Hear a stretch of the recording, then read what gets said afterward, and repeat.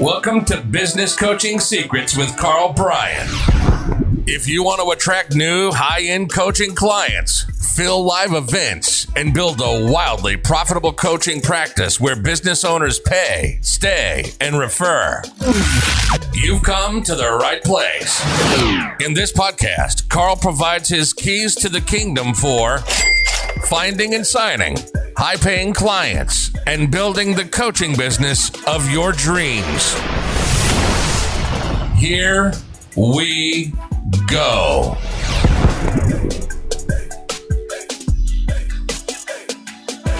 Ladies and gentlemen, boys and girls, coaches around the world, welcome to another episode of Business Coaching Secrets with none other than the man, the myth, the 4.5-foot legend, Karl Bryan. Bro, dog, how goes it, man? What's happening? Well, it's going pretty good, bud. I'm on my taper week, week 2 of the taper. You don't know what a taper week is? It is right before you do a long run marathon event.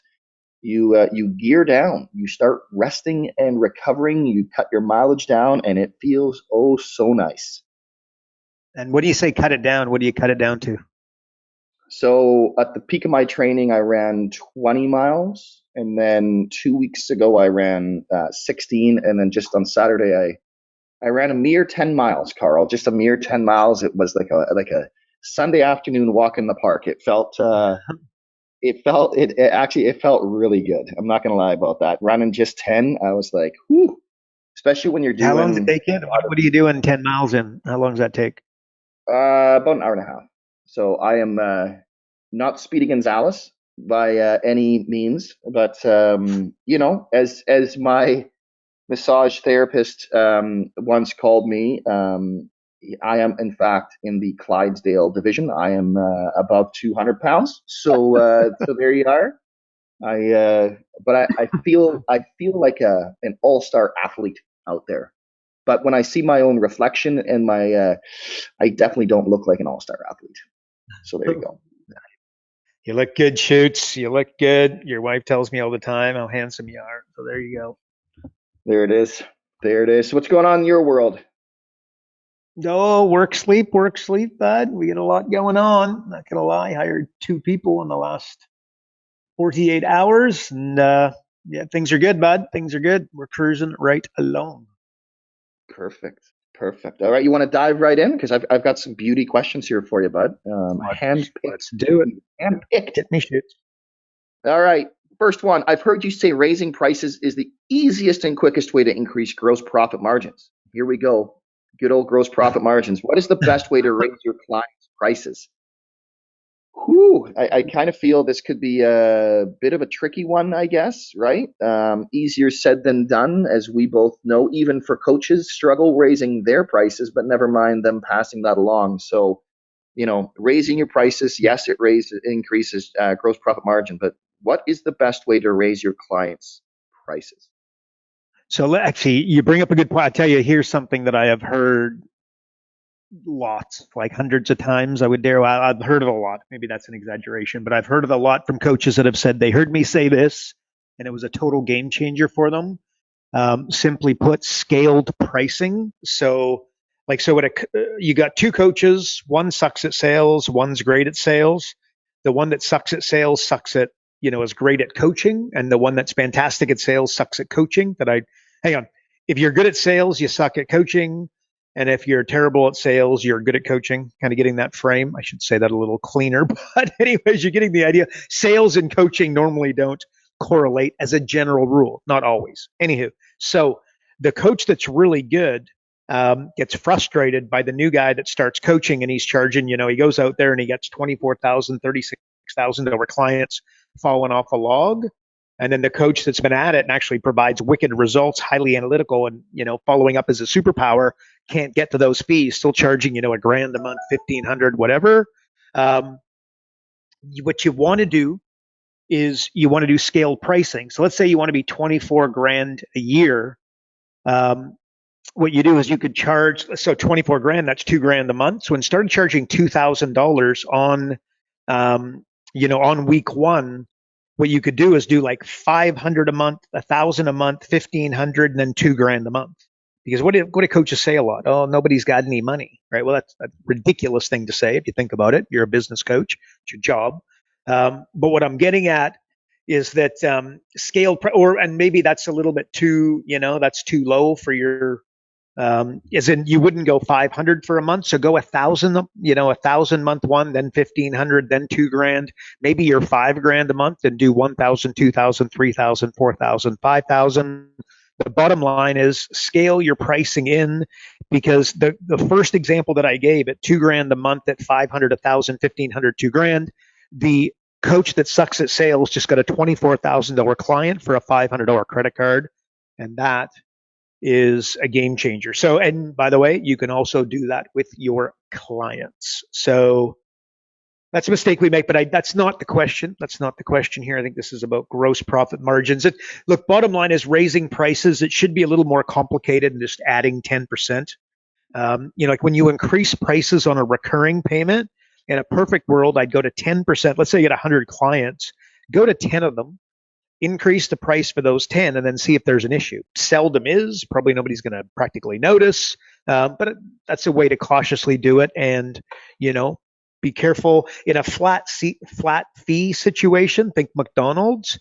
You just do it across the board. You just take your menu board, you adjust it, and kind of move on. But again, doing it for all clients all the time is not just because your business tells you with a marketing expert, oh, just raise your prices. Nobody, the conversions won't change and nobody will notice. That's not 100% true, right? So again, that's a way to do it cautiously. But look, Road Dog, a better question is, look, how can you increase profits 100% and then still keep the clients happy? And notice I said raise your prices, like your profits 100%, not double your prices, right? Big difference. So like, if your client's got a 10% margin and you decrease their expenses by 11%, you double their profitability, right? So it's a bit of a, it's the accounting finance world. It's not the most straightforward for those non-mathematicians. But look, think about this, Road Dog. You're looking to raise prices.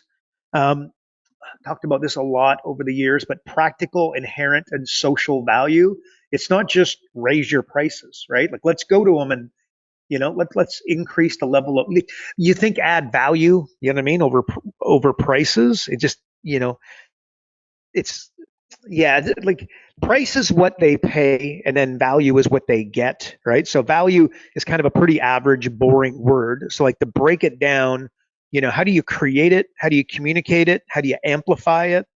How do you multiply it, right? I can tell you that attracting the right buyer is also as important as anything. I've often said, like, you can start a cleaning company and do really well, but you need to do it in an affluent area. If you go to a poor area and you got a cleaning company, you're going to have, a business with low margins, right? Like the affluent care more about the trustworthiness and the reliability, as much as they do how much they pay you, right? So that's their hot button. Their hot button is not whether they can save 20, 25, 50, 100, $200, a week or a month or a visit, what have you. So that again, you're talking about raising your prices. A new way of looking at that could be, hang on a second, like who are we attracting? Right. So that the cleaning company attracting the affluent client can go as far as anything to be able to do that successfully. That's what I'm getting at. Practical. So think about practical, right? Practical value. It's a piece of paper, it's a pen, it's a computer, a laptop. They have different practical value than a desktop, right? You get it? Like a pen and paper is going to have different practical value than a desktop, the same way that a laptop has different practical value than a one that sits on your desk and one that you can carry in your hand, from one location to the next. That's a different value proposition, right? So, and then inherent value is reliability of the cleaner, let's say, like trustworthiness. So practical is hard, pen, paper, computer. Inherent is something like trustworthiness or think reliability. Again, the person who cares about that over price is probably a really good client. And then social value, a Louis Vuitton purse that knows you spent a lot of money on, or you drive by in a Ferrari or wearing a Rolex. Having an elevator in a house is going to make it just more attractive to the right buyer. Somebody who's can't afford it, an elevator means absolutely nothing inside a house, but to the right buyer, the right renter, holy smokes, like that's the coolest thing ever, right? Living in the right neighborhood, just think the cheapest house on the most expensive lot. All of those things have kind of social value. So I don't know. I'd encourage you to maybe write those down, and you want to be helping your client with it. Just look at it in different ways than just creating value. Go practical, inherent, social. Um, like here's another, maybe I'm just trying to go back to coaches, Road Dog. Like part of why all of our coaches are encouraged to do live events. They don't all do them, right? But again, we encourage it because again, people would rather die than do public speaking. So you go to a funeral, they'd rather be in the casket than doing the eulogy, right? But the thing is, it brings a compounding effect of authority, maybe a little bit of celebrity, depending upon how good you're at it, right? It's so much easier to send referrals. They'll send them to your live event, but they won't necessarily send them to your phone to sell them, right? Joint ventures. You put a joint venture. If I'm doing a public speaking event and I'm a business coach, I want accountants, the newspaper, the magazine, the digital marketer, the online directory, the chairman of the board at the Chamber of Commerce, the number one salesperson at the Chamber of Commerce. Like those are the things that I'm, you know what I mean? Like there's a compounding effect of authority and celebrity when I'm doing the speaking events. It's not just about doing the speaking event and what are your conversions and how many coaching clients you can get, although that does come into it. But all of these things are going to allow you to charge significantly higher fees and get them. And by the way, forget about how much you can earn, how much of an impact can you have on your client. By doing a public, a speaking event, you'll have more authority over your client, which means you'll say jump and they'll say how high instead of why. And that's very important if you want to have a successful coach-client relationship, right? But again, most coaches know it, but then they don't do it, right? So if you're a business coach and you're not doing parties, you're not doing live events, you're not doing regular group type settings, you're probably missing out on a massive accelerant for your coaching, right? So like actually said this in the last few weeks, should I do group coaching? And the answer is yes. And then the question is why? And everybody thinks, oh, well, because I can do one to many and I can make more money, right? You can make more money in less time. And debatably, they can get more value from a group setting than they can one to one. And all of these things are gray.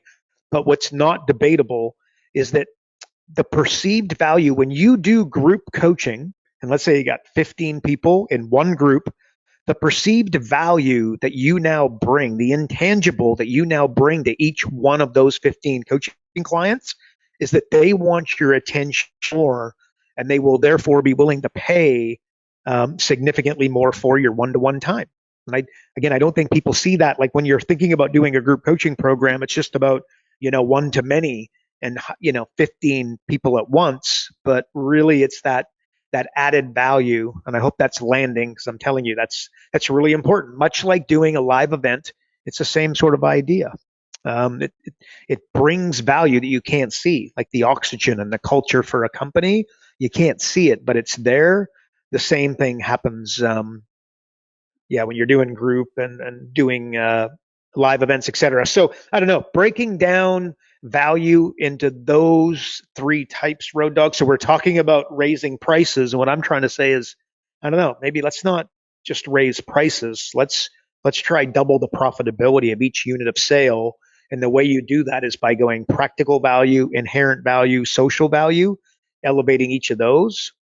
And I think you'd be doing well because gross profit margins, I dare say this might be a slight exaggeration, but the lightweights would go, oh, just raise your prices. Oh, you'll make more money. But somebody who really understands business would want to delve much deeper and go, well, look, what is it? What's the problem we're solving? What's the product that we're delivering or the service that we're delivering? How can we jack up the value in multiple different ways so that, we can charge more, but have it be a better experience for the client? Again, frame, Road Dog, it's not just about how much can we make, it's how can we create raving fans? How can we create more referrals? How can we create, a client for life? I know some of that stuff sounds trite, but that absolutely should be the bigger picture. So That's my answer, a road dog. And again, coaches, I hope that landed for them. All this stuff, doing joint ventures, doing regular parties, doing speaking events, being the guest speaker, being interviewed on podcasts, being the interviewer on a podcast, having your own podcast, all those types of things can go one way. Should you do them all? Not necessarily. I do one really, really well is what I'd encourage you to do. But that authority can really accelerate your coaching. So that's what I got, Road Dog. What do you think? Make sense? You like? It does. I want to go into, you're talking podcasts, all this other stuff. I've got a question on personal brand, but before we go there, it's interesting, right? Because at the beginning of all of that, you were talking about, and I thought it was just such an interesting thing. Again, it's a mindset thing, right? It's like, how do I increase prices, right? It's like, I need more margin, I need more gross profits. Okay, well, what about net? Like I rather than how can I increase the price to make more money, turning that around and going, well, hold on a second, how can I actually increase my margin without even increasing the price? Like, is anyone looking at that? Because the crazy part is I've got Grant Cardone in my head who doesn't believe in, I don't have a spending problem, I have a top line problem. Like, that's always his answer, right? Just make more sales. Funny from the sales trainer how his solution is always just make more sales. But I find that interesting because, of course, the average person would just go to how can I increase more prices or just increase your price rather than the boring work, which is actually looking at the numbers, looking at the financials, finding out other solutions. You always use the example of the hair salon, right? Which you've spent many, many, many hours inside of yourself getting perms and stuff. But like, getting the reduction on shampoo and everything else, right? Like all that sort of stuff. Like it's those little things that I think would make a much larger difference. So I'm on a bit of a rabbit hole here right now, but am I making sense? Nice. Yeah, this bottom line control. My dad says the eighth wonder of the world is that expenses have a way of crawling up to revenues. And it's not sexy, it's not cool, it's not fun, it's not like skydiving and kite surfing, etc. It's boring, but going through your expenses and your credit, your profit and loss statement, just looking at itemizing each of the expenses, looking at your credit card, your client's credit cards, itemizing each of the expenses and controlling it. And by the way, we talked about this on the pre-show. It's a psychology thing. Everybody hears this. It makes perfect sense. It is elementary. It is black and white. Control expenses, you make more money. But it's psychology 101. It's like making it sexy, make saving. And again, saving money, it just sounds so platitudinal, but it's just, again, if you have a company that has 10% net margins and you decrease their expenses by 11%, you double the profitability of the company, right? So you don't have to double profits, double their price. You're not looking to double their revenues. You're looking to double their profits. It's a very, very, very different roadmap. I love that.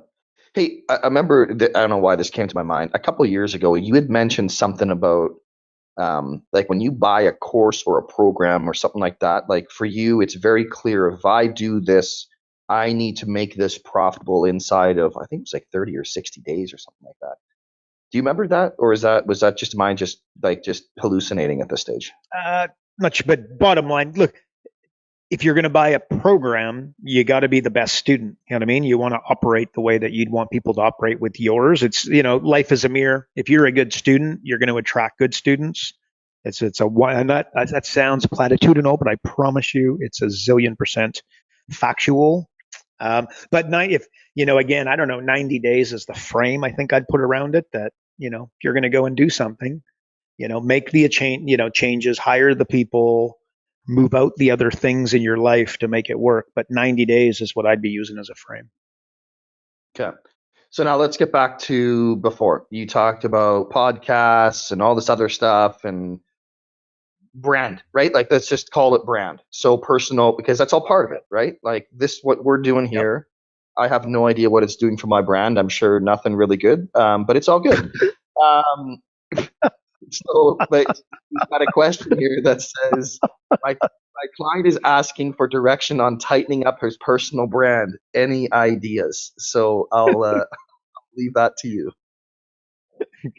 So okay, I'm sorry, you got me laughing. I'm sorry, Rod. Ask me the question again, please.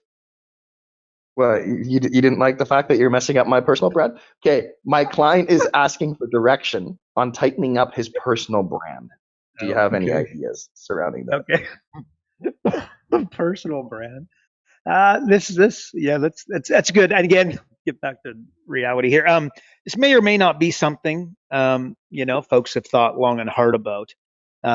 Your personal brand is, what is it? It's the perception held in other people's mind about you, right? Over time and with more exposure, right? Time is the ultimate equalizer. It'll sharpen and evolve, right? Good and bad, by the way. It's very similar to your identity. Your personal brand will have a monster impact on your success.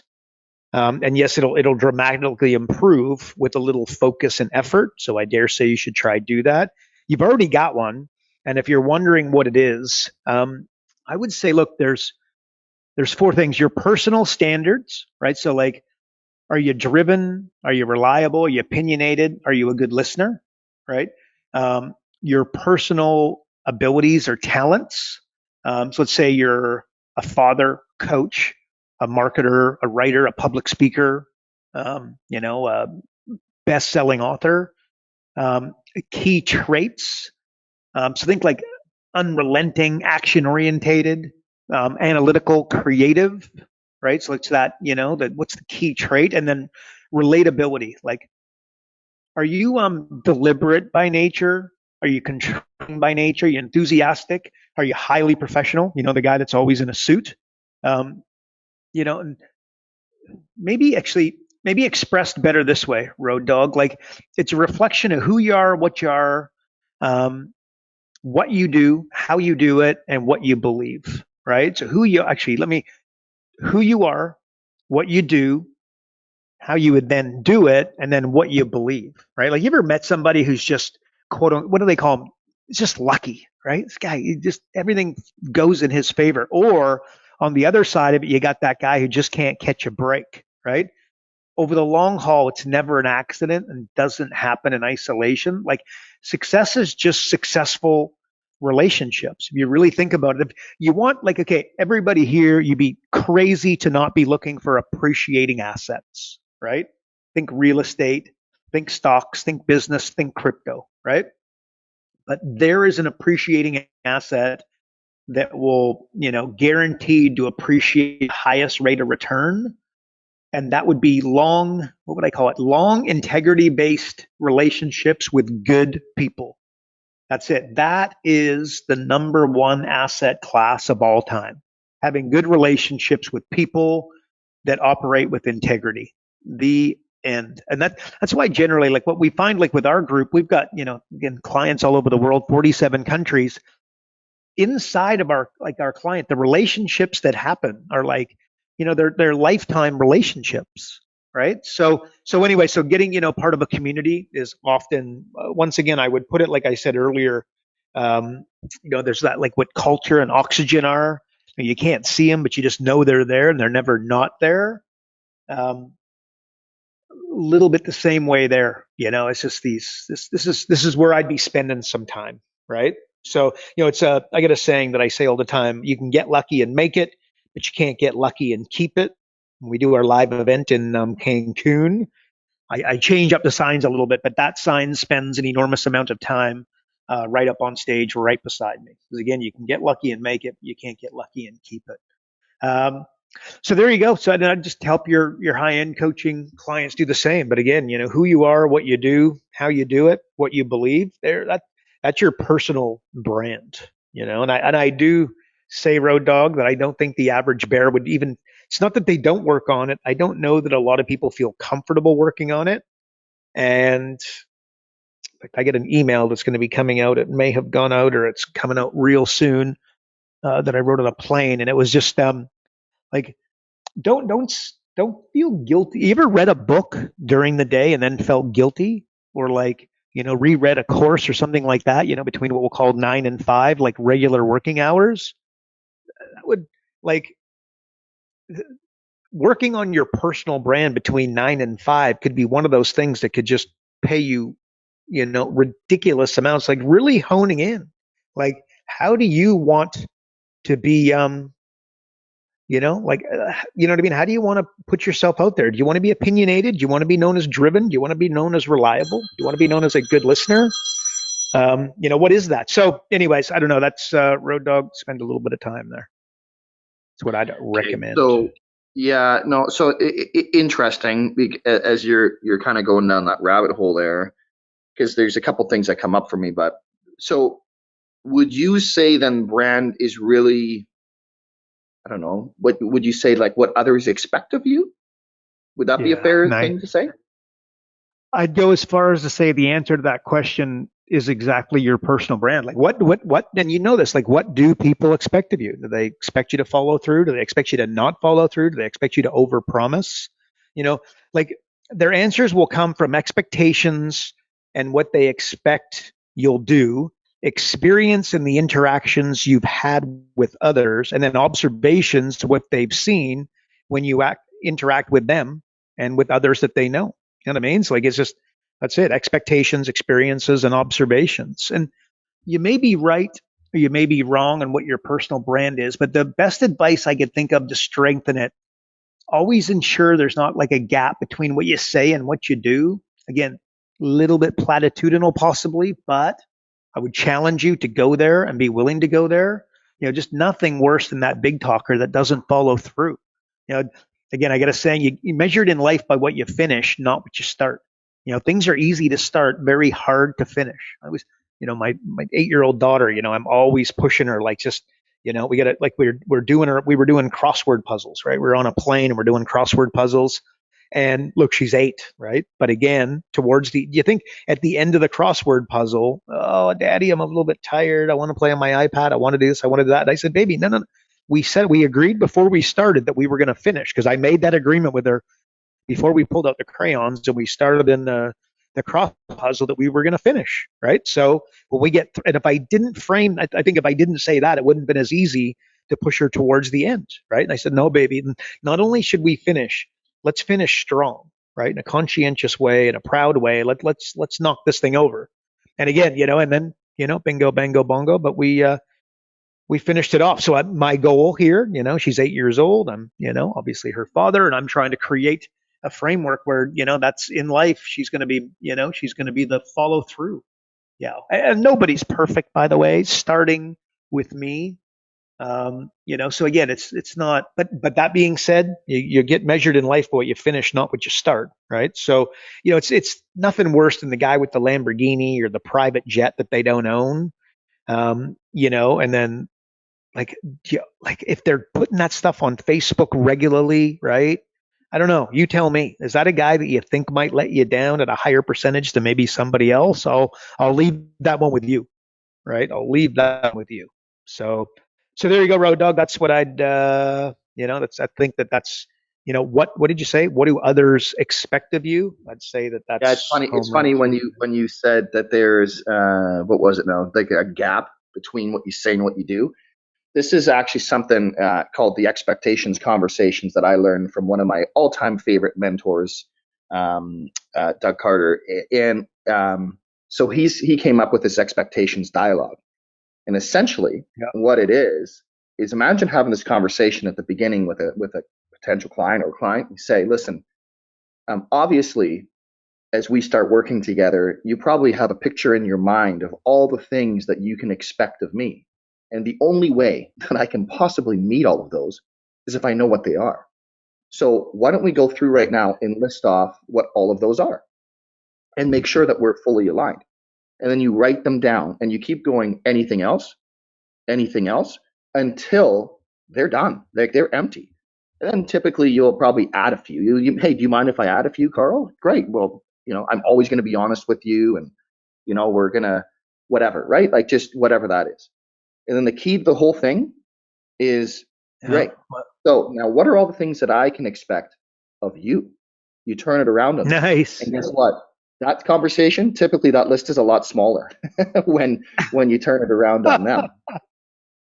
Yeah. But it's the same sort of thing. Now it's like now you're holding them to the fire, and now you have a very clear set, almost a list of expectations that you both are going to follow in that relationship. And that was Yeah. such a key thing that I learned from Doug. I just thought it was such a beautiful thing. So I just thought this was the perfect Beauty. place for it. So, Yeah. Love anyways, it. Agreed. but when it comes to personal brand, right? So obviously we're always refining and growing and everything else. But do you have any tips on like how would you improve? Maybe that's rather subjective. I don't know, but do you think there's a way that you Yeah. can improve your personal brand? Uh, to be meaningful, your personal brand needs to become part of everything you do, especially those critical moments when you're put to the test. For an athlete, like think of the last 2 minutes of the game. When is it won and lost? The game is won and lost. How many times has Tom Brady been down, 2 touchdowns in the first 10 minutes of the game, or 4 touchdowns for that matter, at some point during the game? When's it won and lost? It's won and lost in the last 2 minutes, right? I played some hockey in my day, national championships, world championships. Never ceases to amaze me. The same guys, quote unquote, lose it when things are not going their way at the most critical of times. Like they choose to start a fight in the last 2 minutes of the game when we're trying to make a comeback. And then guess what happens when now we're shorthanded? Like we're down by 2, we're trying to make it up. And then we got, Yahoo sitting in the penalty box. And so now we're down a man. So now it's extra. It's borderline not going to happen, right? So it would, and then you ask, okay, then I would encourage you to go, why? Why is it the same guys that lose it in the last 2 minutes when it really matters? It has a lot to do with just being the center of attention. But Tony Robbins, I'm positive, would drill it down to they're driven by significance. And if you understand Tony Robbins's work and significance drives your life, you're not going to be overly happy, right? So yeah, that's when it's on the line. How do you perform? Do you identify truthfully where what your personal brand is? So think standards, abilities, traits, and relatability, right? Like again, when you think about yourself, what are the standards, ability, traits, and relatability, right? Talked about those earlier. Understand that, the best personal brand is one that's constantly refined and improved. Be strategic about the traits that you want to represent, really simple. And by the way, is there a level of like some people are just really naturally geared this way, but like, are you proud of your personal brand? Have you spent 5 minutes thinking about it? There's a good chance no. But as you do, and as your client does, is this something they can really be proud about? The guy who, Michael Jordan, he walks onto a basketball court. He's got his chest up. He looks like bloody Superman walking. There's a reason, there's a level of pride in his step and his posture, in his shoulders and his face and his body language, again. So, do you hold yourself with confidence, poise, and maybe a little bit of humility, by the way, could go a long way, and like aligning with what you say and what you do. You're not going to be perfect here, and I most certainly am not. No one is, but it's critical these two stay in proximity, as in like what you say and what you do. Road Dog, you said that earlier. They gotta stay in line, right? And by the way, your personal brand is going to be dramatically affected by the company that you keep. I'd get really strategic about surrounding yourself with people that have similar values to the personal brand that you're trying to represent. Remember, what do they say? Road Dog, love your family, but choose your peers, right? As a business owner, an entrepreneur looking to really shift things locally and do something special, certainly as a business coach looking to be respected and to, be asked to come and speak and to, get a little bit of a following and, you say jump and you want them to say how high instead of why. And look, this is not about wearing a flashy suit or most certainly not about standing with the Lamborghini with the doors up or the Ferrari or whatever. It goes miles and miles deeper than, I don't know, slick veneer. When someone takes the time to pose in front of a car that they don't, they probably couldn't afford and then post it all over their social media profiles, I don't know, the people who own Lambos and Ferraris and Rolls Royces generally speaking, keep those things as far away from social media.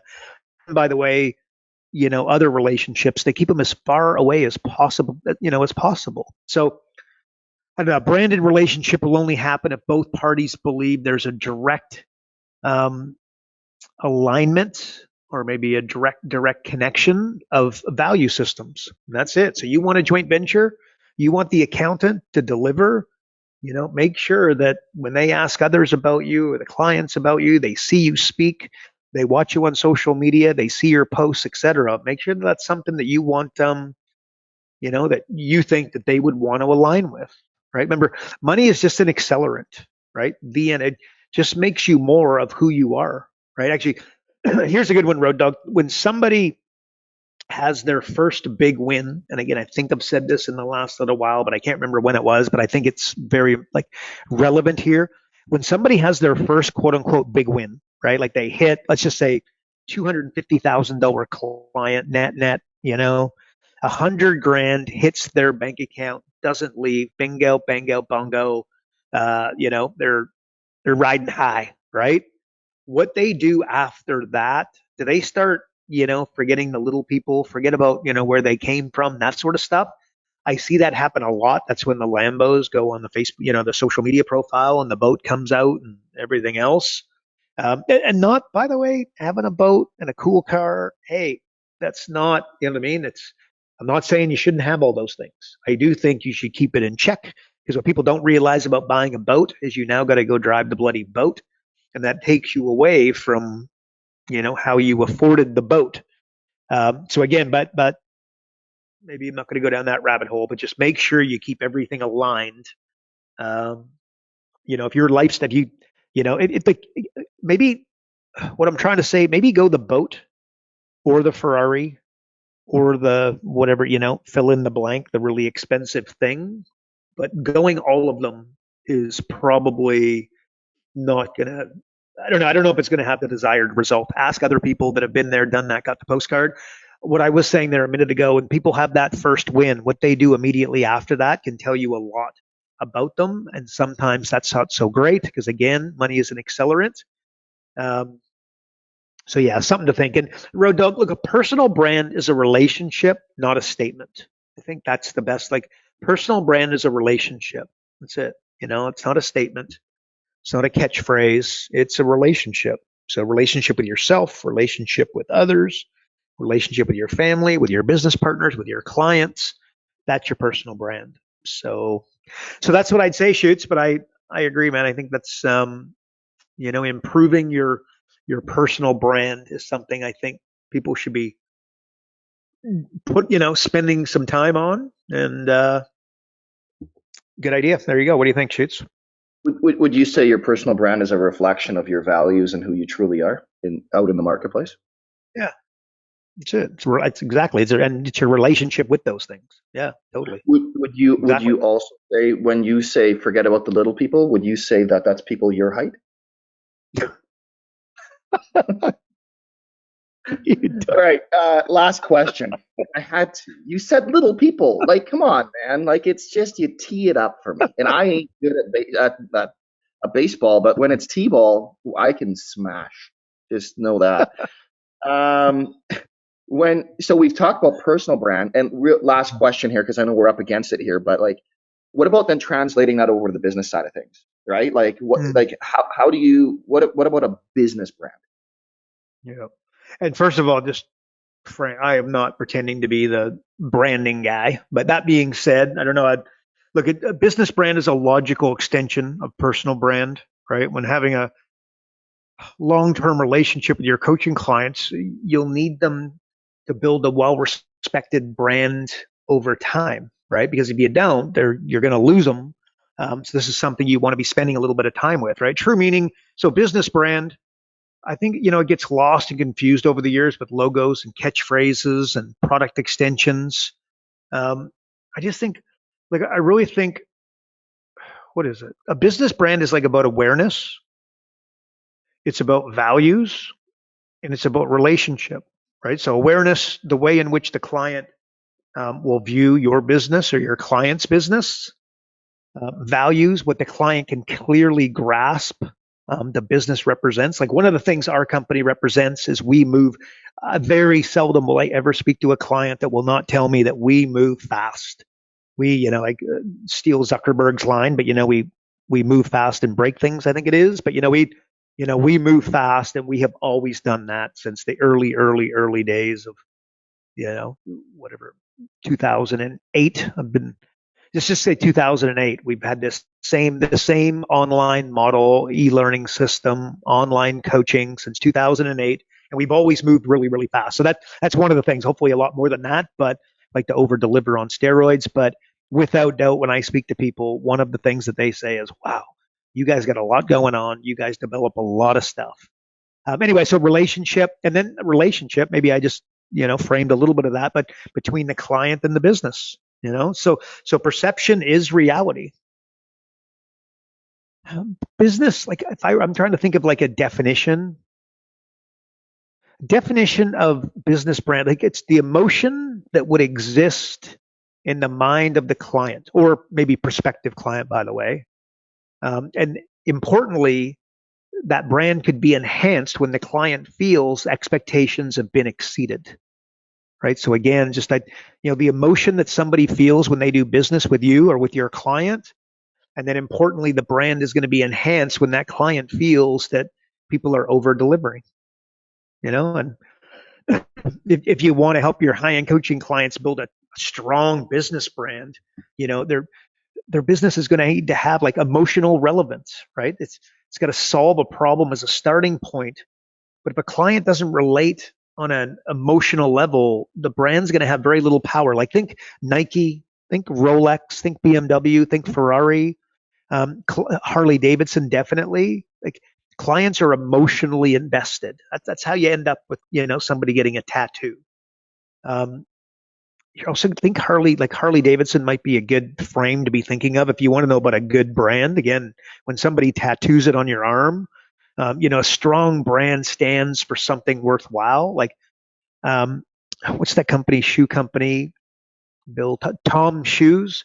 It provides a pair of shoes to every child in need when you buy one. It says everything about them. You know what I mean? You don't need to meet the owner to know that what his what I mean. A little bit about his values. I mean, he came up with that idea before, or I presume. I don't know the Tom's stories. I understand it though. I mean, this is the way they did it from day one. And frankly, that's why we're here talking about them. They're such a success story. Is great company, did well. So what did I say? Emotional relevance, be distinctive. You got to be, if you want to have a good brand, you're going to have to be consistent. The quickest way to diminish your brand is to be inconsistent. The end. Drop the mic. Show's over. A business only gets credit in the mind of its clients, or maybe in prospects, for what it does consistently. Like McDonald's has terrible food, but the experience is insanely consistent across the globe. So an example of coaches that are really, I'll talk to, a successful coach should never be late for a coaching call. I'll tell you that. I'll give you the red hot tip. You need to be there on time.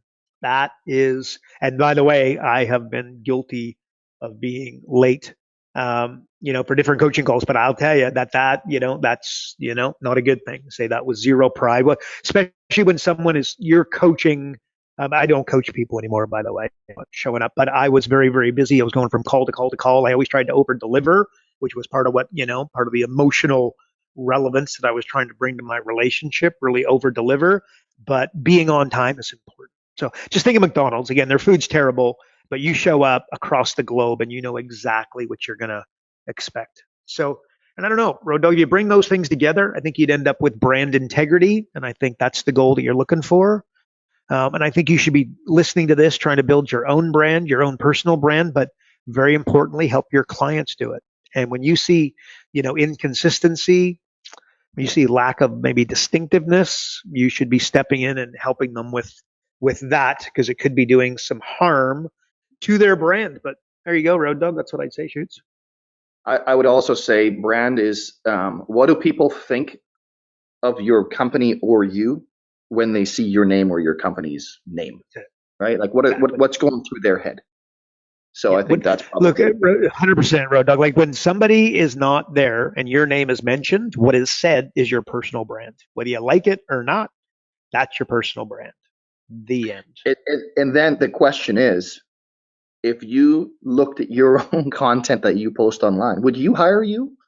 You know, like, especially over the past 3 years, right? There's been a lot of people posting a lot of crap online. I don't care what side of the argument you're on. And the fact that we're saying each side of the argument and everyone knows exactly what I'm talking about is ridiculous.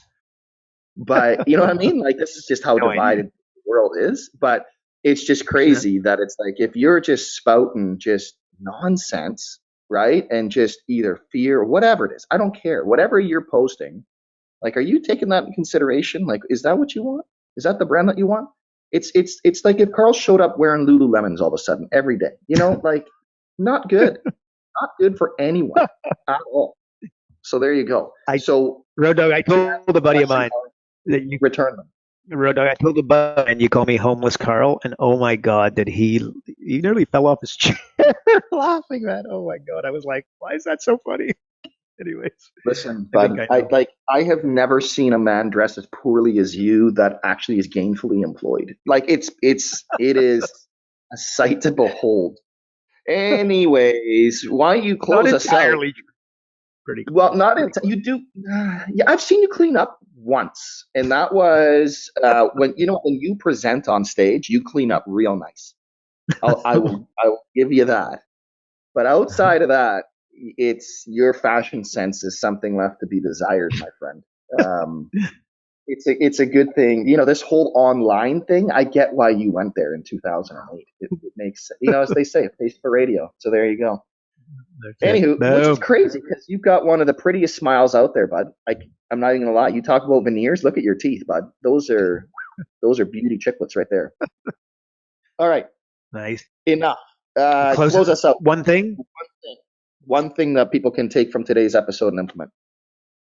I think, so business brand, 3 words: awareness, relationship, values. What are they? And I think you'd be pretty close as to what, those 3 words. And then personal brand, think expectations, experiences, observations. Those 3 words on a personal level, the other 3 words on a business: awareness, relationship, values. And I think you'd be a long way to understanding brand at a high level. There's my answer, Shoots. All right.